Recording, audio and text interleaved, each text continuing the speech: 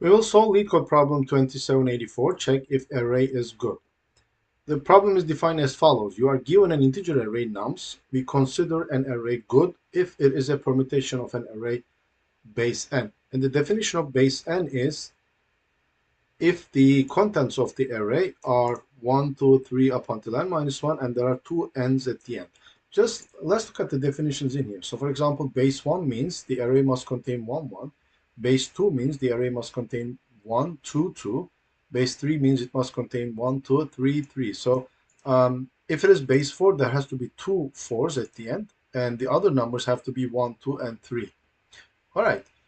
So let's look at some examples. For example, if this is the input, then it is not in any of these base forms because this is 1, 2, 3.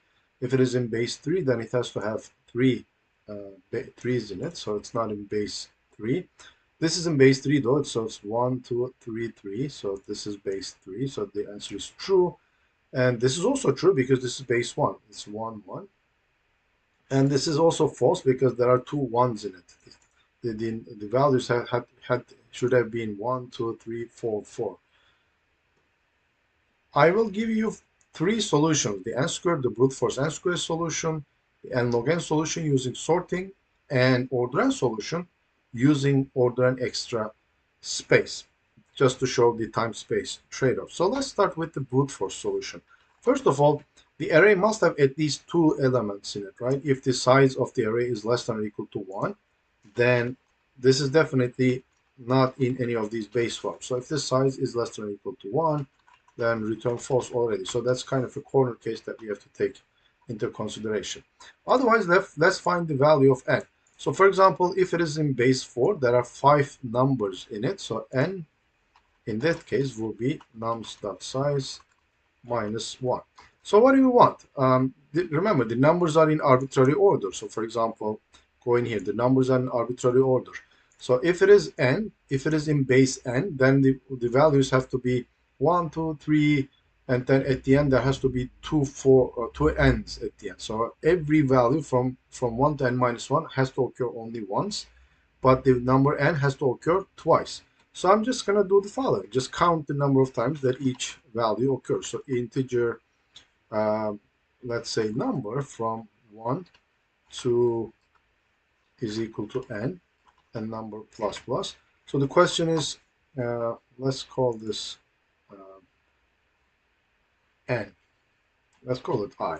So if I going from 1 to n, and I'm just going to count the number of times that this value occurs, right? It has to occur only once for the values between 1 and n minus 1, including n minus 1. And for n, it has to occur twice. So all I have to do is for arrow number in nums, and if number is equal to I, then I'm just going to increment the count. And when I come here, I need to check the following. If I is less than n and count is not equal to 1, remember, for values of I from 1 to n, they have to occur only once. So if the count is not equal to 1, then I return false. Otherwise, if I is equal to n, then the count has to be 2 because we have to have two such values. So I have to also return false.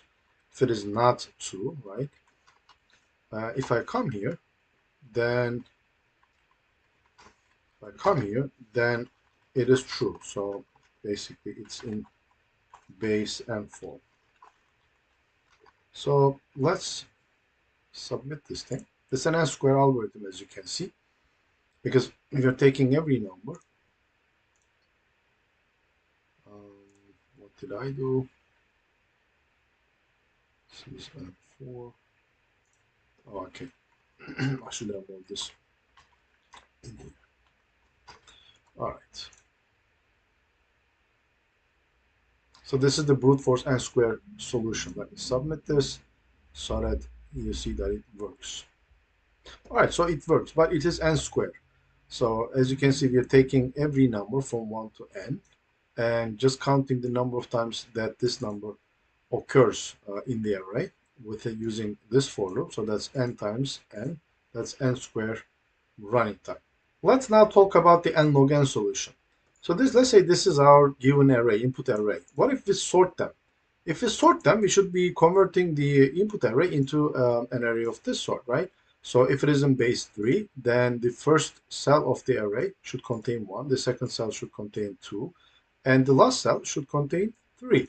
So let's just sort the input array, and that's going to take n log n, and that's what the running time of the algorithm would be. So let's sort this by saying nums.begin, nums.end, and this is going to sort the array, the vector, in increasing order of their values. So what do we want? If we want the index from 0 to n, I++, think about it. When index is equal to 0, I want this cell to contain I plus 1, 1. When index is equal to 1, I want this cell to contain I plus 1, which is 2. So if nums I is not equal to I plus 1, that's false. And just return false.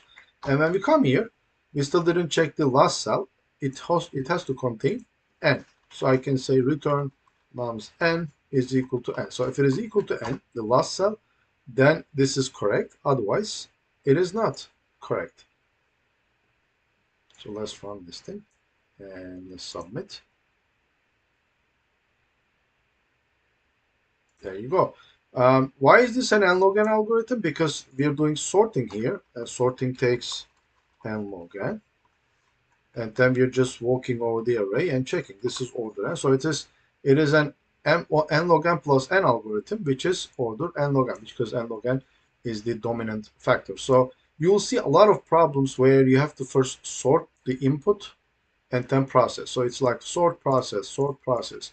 There are many questions in LeetCode. I can tell you like 100 questions that has this pattern where you first sort the given input based on some sort of criteria, and then process the sorted input just to verify whether it satisfies some certain condition.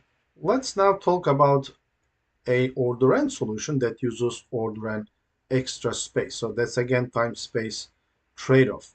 The reason this algorithm takes n log n is due to this sorting step. So I'm going to get rid of that. What I'm going to do is basically walk over the given input array. This is in any order, right? And count the number of times that each of these numbers occur. Obviously, each number has to occur once, but the last number has to occur twice, which is n. So remember, the values have to be in between 1 and n, including n. So I'm going to allocate a lookup table. This could be, if you want to save some space, this could be a character. But for the sake of simplicity, I'm just going to say integer vector, right?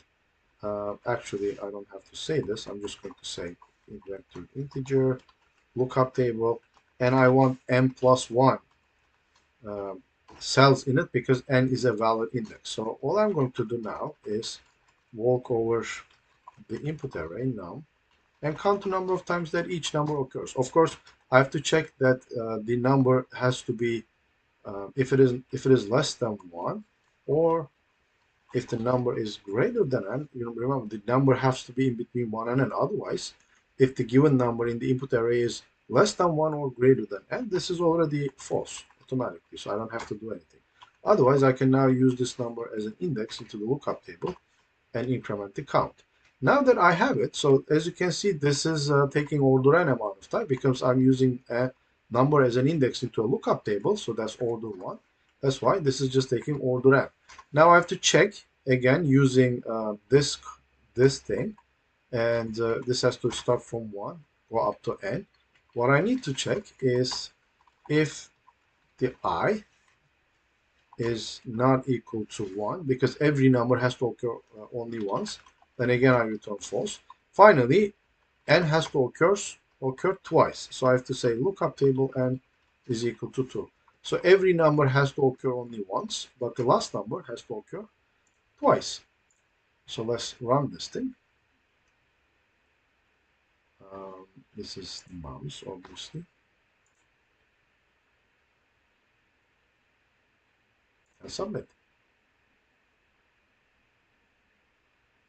Again, this is the ultimate code as far as the running time performance is concerned. So what we are doing is we are allocating a lookup table of size n, and there are n plus 1 cells in this lookup table. we are basically walking over the array and counting the number of times that each number occurs. Of course, we have to check first whether the number is a valid index in a sense. If it is not, then this is not in base M form. This is taking order n. Then we're just processing the lookup table just to see if every number occurs only once. So this is order n. This is order n. So the running time is order n, but we are using order n extra space. Again, you're seeing a time space trade-off. So by using extra space for the problem, we were able to solve it faster rather than running, rather than having an n log n algorithm that did not use extra space.